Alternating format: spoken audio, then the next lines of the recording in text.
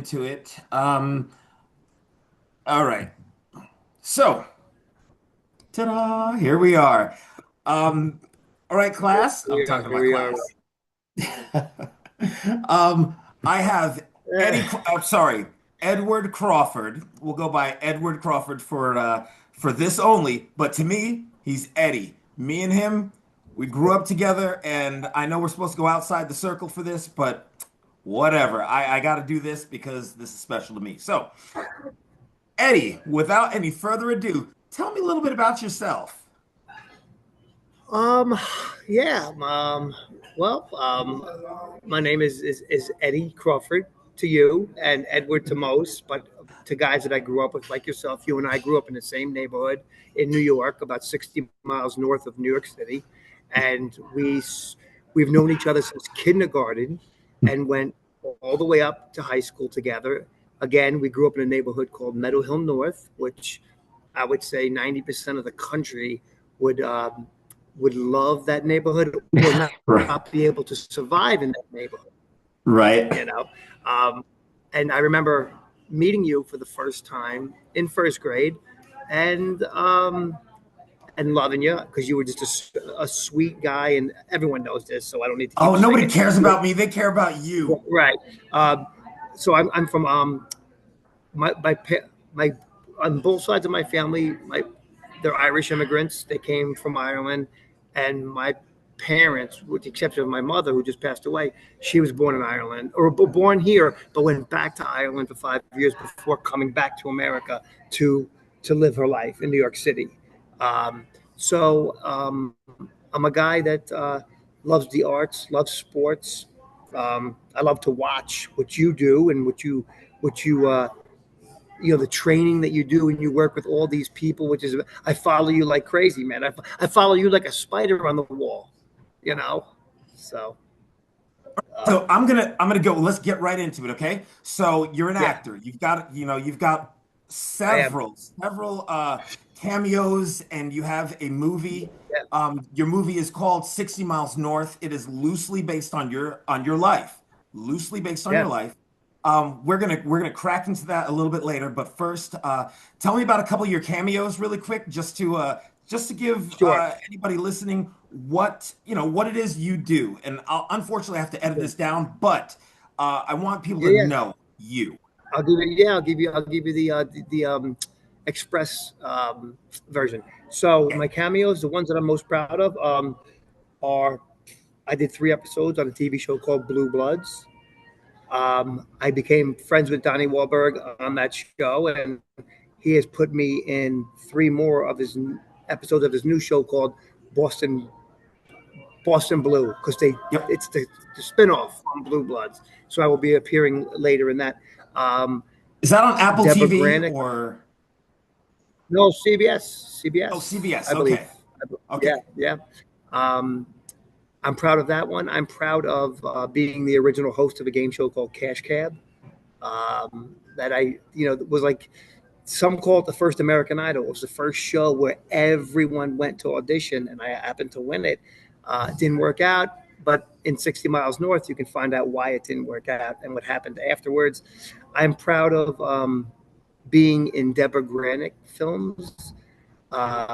She's been a mentor of mine, and any cameo that I can get, because acting work is extremely competitive, and the older you get, the less roles are available. You know, Yep, so this is true. yeah, yeah, So my definitely. first, which leads me into my first question. My first question is, what is your creative process, and what's your approach when you get a role? Yeah, it's a great question. The first thing I do is read the script voraciously over and over and over and over, almost like as if it was a love letter from an ex girlfriend who broke up with you, and you're trying to find like little things in the letter, like that might be like maybe she wants to get back together, but she doesn't. It's basically a letter that's saying it's over. But I will read the script over and over and over until I know it so well before I even begin to start to like memorize lines, you know. So that's that, that's my technique. Read the script, know the characters, and then go from there. You know, Okay, so that's awesome. I'm gonna go with the next question then. Which role has been the most challenging for you and why? um, making my own film, Clarence Moran, which is I was yeah, gonna say that it's got to be tough playing yeah. yourself. No, exactly. To play yourself is harder than you think because you're not lying. You know, any other role that you're playing, you're lying basically. You just people say to me, "You never really trained, but you're a really good actor." I say, "I can pretend really good." You know, with Clarence Moran, there was no lying. So to be honest with yourself like that, and then and vulnerable and expand it to the public, that made it very very challenging. Just and to make your own movie is so hard because you know you're wearing so many hats. You got very little money. Very so that would have been my most challenging role, hands down. And I gotta say, it's kind of like the Adam Sandler. You put some of your friends in the movie with you, which I thought was awesome because I got to see some of the people that we grew up with. So Yeah. that was to me And I'll that I and was I'll, and, I, and, I, and I'll continue to do that. I have a movie that I'm making next, and I'm shooting it in Newburgh. And you know, I know who you're referring to. One in Leacher's Tice. You know, Leacher said to me, "Listen, man, I want to get into acting," and I said, "That's all you got to say. I got something for you. I'll find something for you." Again, another guy that I've known since kindergarten. right. And if when you put your friends in your films, one, they're easy to direct because they've known you your whole life, Hmm. so they know when you give them direction, if you're bullshitting or if you're telling them the truth. And when leeches would do a line, I would say, leeches, don't act, be leeches. Just like I'm being, because my middle name is Clarence, my mother's middle name is Moran. So that's why I took that name. And so, and not just him, I've put other friends in, and I'm going to continue to do so because I like working with people that I know that I can trust. So, Right. yeah, That's good. yeah. So my next question then is what's something that people don't understand about the acting profession? Something that they Oh, just that's a great question, and it's so simple and it's direct, and it's that there are no overnight successes. Johnny Depp once said, "It took me 10 years to be an overnight success." People don't understand. You can hit the lotto. Like people said, "Man, you got cash cab. Look at you." For 1 year, I was well known. They didn't understand that I had been doing it for 12 years. So I hit the lotto overnight, but for 12 years, I played the lotto. So it's like it never happens. It rarely happens overnight, and it's a job. It's like an athlete. It's like anything else. A fighter, you put your time in, and then finally, if you get lucky enough and you get the opportunities to be seen, all of a sudden you're introduced to the public, and it looks like you made something overnight, and it was so easy, and it wasn't. It's very very hard, extremely extremely hard. You know. So with that said, that's the perfect segue to this next question. And this is my last question, then we'll edit it up yeah, and whatever. yeah, But here's the yeah. deal. All right. So how do you handle rejection? And how do you handle rejection? And what's the best advice you've ever received from anybody about your career? Well, I have a rejection because I've been getting rejected my whole life. So it's very simple. I'm an Irish American. So like when you go to the table and there's seven of you at the table and you grab for that last piece of bread, your hand gets smacked and it's going to go to the girl or whatever. So that's rejection right Go to there. your So I learned dad. very quickly to have exactly. So I learned very quickly to have tough skin, and you need that in this industry. Rejection is the only constant in this industry. Hmm. Nobody is constantly getting the roles they want. I become friends with name actors who are like, oh, I lost it to this name actor. So there's never, rejection is rejection. If you focus on being rejected, you'll never make it in this industry ever. You can't. And what was the follow up of that? Follow up question you What's the had asked? best advice you've ever received? I'll tell you right now, Donnie Wahlberg. I sat next to him at Blue Bloods after shooting an episode where I was playing the precinct cop, Officer Gadet. I said things like, "Hey Sarge, the toilets are clogged. What do you want me to do?" One of those things. I had said to him. I sat with him in the cafeteria. There was only one seat left, and I said to him, you're from Dorchester, Massachusetts. You're Irish. I come from Newburgh, New York. I'm Irish. We have something in common. I said, they put me on this show for one episode. I said, how do you get on for two? How do you get on for three? And he said to me, how did you get on this first one? And I said, I bugged the writer to death. And he said, keep bugging the writer to death. Keep, be a polite pest. It's what they call a polite pest. Don't stop asking. You're never too big to stop saying, hey, could I get a job? I could use this for health insurance, or I could, I just need some work. I got to feed my family, whatever it is. So the best advice is be a polite pest. Always be in someone's ear saying, I'm ready to go. Humble and be ready, and the jobs will come. I love that. Hey, Eddie, thank you very much. I appreciate your time.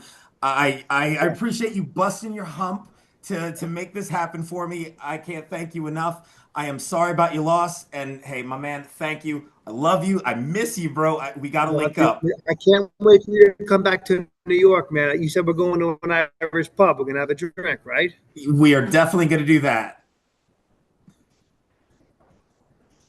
All right. Yeah. So I'm gonna cut it around here brother. somewhere. Thank you, Moses. And we are gonna keep on talking. Yeah. Hold on here. I don't even know how to stop recording this thing, but you know what? I'll just let it ride out and I'll just do whatever later, okay? So God, your movie was so good. And I keep telling people, hey, you need to see this movie. First of all, my friend, he wrote it. He's in it. And then I'm like, yo, check out my hometown. This is where I'm from, and God, doing the people wouldn't understand. I mean, you hustled. I've watched you hustle. Here's the thing. When I was doing my military thing, you were like always cheering me on. You're and I remember this clearly. I was like, dude, well, I'm just, I'm doing my military. It's not that big of a deal. And you're like, man, thank you. I appreciate, what you're doing, this and that. I had no clue the struggle you were going through. I had no clue. And I mean, you were busy just doing your thing, trying to make it happen. And I mean, I was totally oblivious to it. And when I saw your movie, and then it really hit me like, yo, while this guy was my biggest fan, he was busting his hump trying to make something of himself.